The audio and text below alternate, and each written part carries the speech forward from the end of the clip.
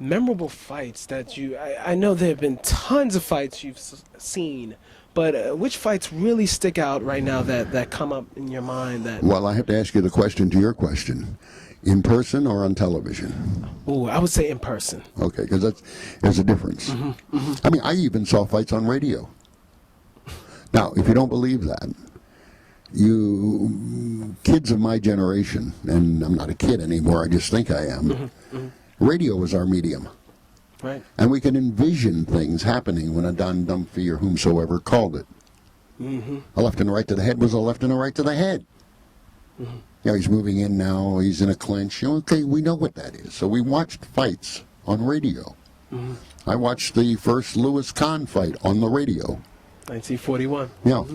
So, you know, then comes television, and I remember the first time we got a television set early on, and they had it both on NBC television and on NBC radio. And smart ass that I am, I turned down the television set and listened to it on the radio and watched it on TV. And it was great. The announcer would be going left and right, the head, right to the body, and he's moving back. They were in a clinch.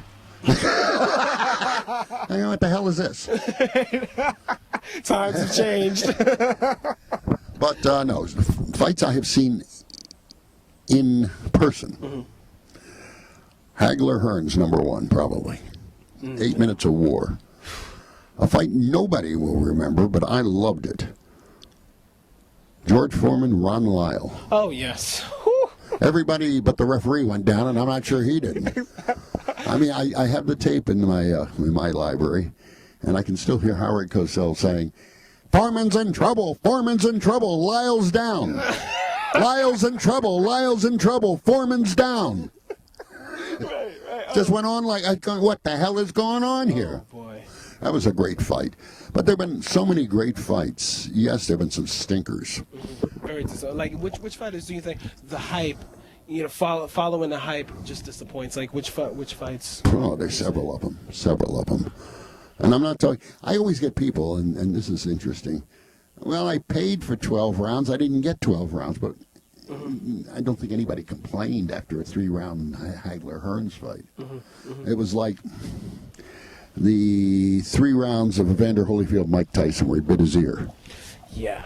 Now, there was a case, a class action case in Colorado, where some lawyer got together all these cable subscribers who had paid whatever $45 to sue because they'd been promised a fight and they got an ear bite. And the judge threw it out saying, if you knew there was going to be an ear bite, you'd have paid more. True. So the point is, what are you expecting in a fight? And sometimes, no, it doesn't acquit the build-up. There have been several of those. You know, you get all excited and you tune in, and the whole heavyweight division today is a downer. It's a downer. Right. I mean, I had to wait till 11 rounds and 50 seconds to see Briggs knock out Lahovich. Yeah. I mean, for the other 11 rounds. Right. But, you know, and sometimes the build-up acquitted itself with Leonard and Hearns, with Duran and Leonard. Oh, first one. Yeah, first and Yeah, in Montreal particularly. I was part of HBO, and I'm proud to work for HBO and ESPN, but I was part of the promotion team for Mayweather and De La Hoya. I think we promised the moon, and we really delivered 2 stars, but not the moon. The boxing fan loved it. The peripheral fan who was expecting a head-on locomotive, accident, exactly. said, you know, sort of singing along with Peggy Lee, is that all there is? But, you know, it depends how much you hype a fight. Usually they can acquit themselves. The one that did best in terms of promise and acquittal was Ali Frazier 1, March 8th, 1971. No fight has ever been hyped that much, including the De La Hoya and Mayweather fight. And it paid off. Wow. I have a question. The rematch. Was the rematch... I know the rematch was a disappointment. The rematch was terrible. Was it hyped? It really wasn't. Okay. It was a non-title fight, number one. Because Foreman was the champ at that Yeah, time. Foreman had bounced Joe off off the canvas like a Spalding or a fungal ball. And the biggest hype, and they tried to bring it into ABC studios, and some of your viewers will remember this, with Howard Cosell in the Wide World of Sports on the Saturday before the fight to discuss the first fight, but really to promote the second. And all they got for their money's worth was a tussle in the studio between Frazier, who was aggravated at Ali for saying he'd been in the hospital, and he stood over him, and Ali tackled him. They wrestled on the floor. That was more exciting than the fight. Right. Oh God. But it's just disappointing me. Like Ali, of course, was hilarious, but I would see the footage of some of the things he said about Frazier and did, and some were under the belt, proverbially and literally. And Joe still simmers. Right. Still simmers, being called an Uncle Tom and a gorilla. Is that true, the story when Joe Frazier was making fun of Ali and George Foreman had to say to him, listen, if you don't stop, I'm going to knock you out? Like it was during like the champions, the Ken Norton and, everyone reunited. I'd heard that, and it's conceivable. Mm-hmm. I don't know for... Excuse me. That's good. Okay, fine. Got it. Has a whole terrible line by Milton Berle. I got a frog in my throat, and I thought I was going to croak. I'd heard that, but you hear things in boxing. It's so wonderful. There's stories that have no bearing, and it's just they're fun. So they're repeated, and it's like a game of telephone. By the time they come out the other end, they have no bearing on what was said originally. Yeah. Right. But I do know Joe still bears the psychic scars.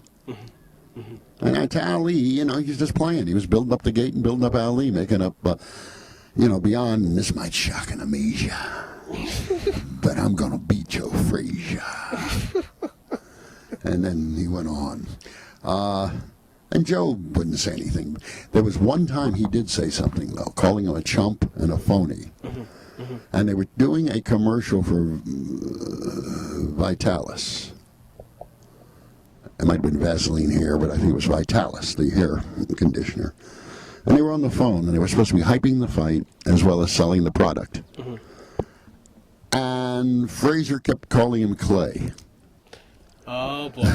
Just like Cleveland Williams and Ernie Terrell did. And Floyd. And Floyd Vasson, right. And he was doing it purposely. I mean, Floyd, his answer was, well, his mother calls him Cassius Clay. Frazier knew what he was doing, and every time, I'm going to come out a pecking and a poking. Oh, shut up, Clay. What did you call me? Clay. This went on. Finally, Ali is talking to him, and he says, fool, I'll see you March 8th, and he hung up. Now, on the other end, Clay, then being called Clay, Ali, didn't want anybody to know, so he kept talking to a dead phone, and it was all on tape. Frazier just hung up the phone and walked away. How long was that conversation? Like, the monologue. About 25 seconds beyond when he just said, fool, click. And Ali finally came. He's now in trouble. He's in trouble. So Frazier did get his goat occasionally, but it was not usual. He internalized instead of responding. But he certainly did a hell of a job internalizing on March 8th, 1971. That's right. He let it all out. Yeah.